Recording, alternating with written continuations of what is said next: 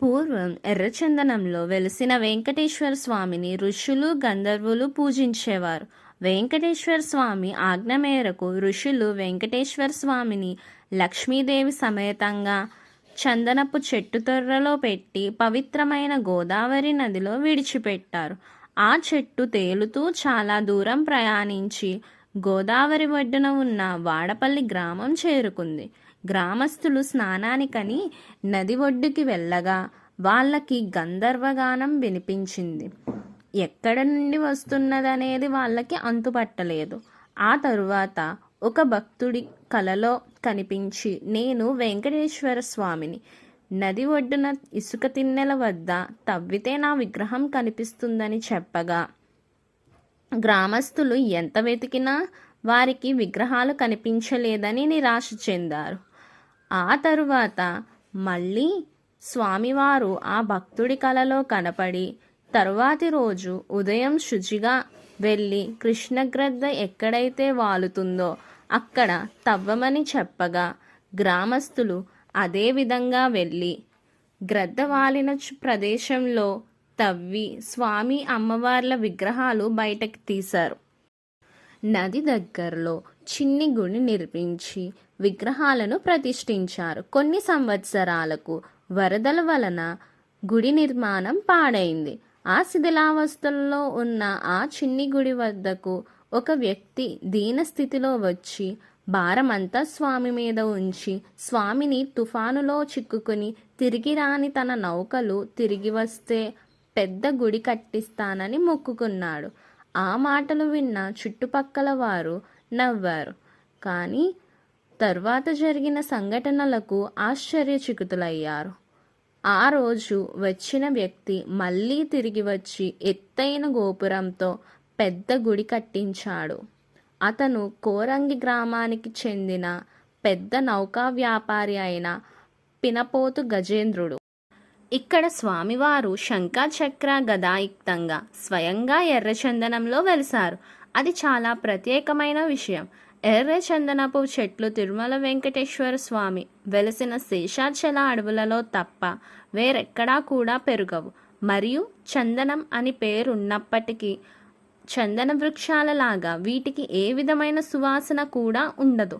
చందనం సగుణానికి ప్రతీక అయితే దట్టంగా కూరుకుపోయిన కర్మవాసనలలో చిక్కుకున్న భూమిని వరాహస్వామి కాపాడిన విధంగా సుషుప్నా మార్గం వలె మూలాధారంలోని దట్టమైన కర్మవాసనలను యజ్ఞంలో ఆహుతి చేసి ఆకాశం వైపు తీసుకువెళ్తున్న రక్తవర్ణంతో అన్ని వాసనలు జీర్ణించుకున్న నిర్గుణ రూపానికి ప్రతీక. ఆదివరాహ క్షేత్రమైన తిరుమలలో ఆదిశేషుని హృదయంలో వెంకటేశ్వర నామంతో వెలిశాడు. అక్కడ తులసీవనంలో కృష్ణుడిలా రక్తచందనపు చెట్ల మధ్య విహరిస్తే, ఇక్కడ కోనసీమలో తులసీదేవి రూపమైన గండకీ నదిలో శాపరూపమైన సాలగ్రామ పర్వతం నుండి వేర్పడి శంఖచూడుడు వజ్రకీటక రూపంలో రూపుదిద్దే శాలగ్రామ శిలలా నారాయణుడు వ్యక్తమైనట్టు గండకీ నదిలా ఆకాశం వైపు పయనించే రక్తచందనంలో శంఖంలో వినపడే గంధర్వగానంతో పూజింపబడుతూ సాలగ్రామ శిలల ఎర్రచందనంలో వెంకటేశ్వరుడిగా వ్యక్తమయ్యాడు. వెంకటేశ్వర స్వామి కోనసీమ ప్రాంతంలో ప్రత్యక్షమవ్వడం కూడా ఒక యోగి హృదయంలో నారాయణుడు వ్యక్తమైన విధంగా ఉంటుంది. గోదావరి నది సముద్రంలో కలిసే ముందు 7 పాయలుగా ప్రవహించడం గమనిస్తే ఎప్పుడో ఎక్కడో మొదలై ఎన్నో జన్మలలో కూడబెట్టిన కర్మలను వదిలిపెట్టేయడానికి సిద్ధపడి మోక్షప్రాప్తికి ముందు చివరగా ధరించిన జన్మలా కోనసీమ ప్రాంతం కనిపిస్తుంది. అటువంటి కోనసీమ ప్రాంతమే గోదావరి సేకరిస్తూ వచ్చిన ఎన్నో కర్మలతో ఏర్పడిన చివరి మనుష్య రూపంగా భావిస్తే, అక్కడి కొబ్బరి చెట్లు ఆకాశం వైపు పయనిస్తూ 3 కళ్ళతో ఉన్న కొబ్బరికాయలతో ఆ ప్రాంతం భూమధ్యంలో దృష్టి నిలిపిన యోగిలా కనిపిస్తుంది. అటువంటి తపస్సుకి ఫలితంగా రాత్రి ముగిసి తెల్లవారే ముందు వచ్చే ఎర్రటి సంధ్యలా కాలమనే గోదావరిలో ఎర్రచందనపు చెట్టు కొట్టుకుని వచ్చింది. యోగి మోక్షానికి దగ్గరగా ఉన్నప్పుడు వినిపించే ఎవ్వరూ పలకని శబ్దంలా ఆ ప్రాంత ప్రాణులకు గంధర్వగానం వినిపించింది. ఇంకా ఆకాశమనే సహస్రారంలో కర్మలు ఆహుతి అయ్యే వరకు నారాయణుడిని చూడలేని విధంగా ఆ ప్రాంత ప్రాణులు శుచి అయి ఆకాశంలో విహరించే కృష్ణగ్రద్దని చూసిన తరువాత తమ హృదయంలోనే ఉండి కనిపించని నారాయణుడు అడ్డుగా ఉన్న తెర తొలగినట్టు తమ మధ్యే కనిపించాడు. సాధారణంగా రక్తచందనపు చెక్క నీటిలో మునిగిపోతుంది. కానీ కర్మలను హరించిన వెంకటేశ్వరుని హృదయంలో ఉంచుకున్నప్పుడు ఏ విధంగా మునుగుతుంది అన్నట్టు నీటి మీద నౌకలా తేలుతూ తన గమ్యానికే చేరినట్టు నౌకలు నిలిపే నౌకాపురికే చేరింది.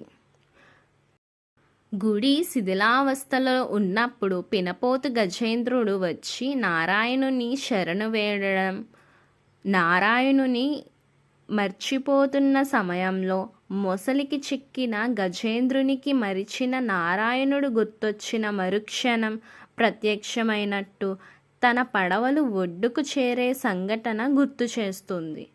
తిరుమలలో శేషుడు పర్వత రూపంలో మన కర్మలను తనలో జీర్ణం చేస్తుంటే, ఇక్కడ వెంకటేశ్వరుని గద రూపంలో భీముని గద కౌరవులను సంహరించినట్టు మన కర్మలను నిర్మూలిస్తాడు. ఇక్కడ సుషుమ్నా నాడికి ప్రతిరూపమైన రక్తచందనపు చెక్క వంటి యజ్ఞంలో శ్రీచక్రంలోని బిందువులా నారాయణుడు వెలిసి 7 స్థిరవారాలు ప్రదక్షిణాలు చేయడం, 7 స్థిరమైన కొండలను శ్రీచక్రంలో ఆవరణలు దాటుతూ బిందువును చేరినట్టు ప్రాణులను తన దగ్గరికి రప్పించుకుని వారి కర్మలను ఎన్ని వాసనలు కలిసినా జీర్ణించుకునే భూమిలా రక్తపు వర్ణంతో ఏ గుణం తనని అంటనటువంటి ఆకాశాన్ని కలుపుతున్న ఎర్ర చందనపు రూపంలో విలీనం చేసుకుంటూ వారి కోరికలను తీరుస్తున్నారు.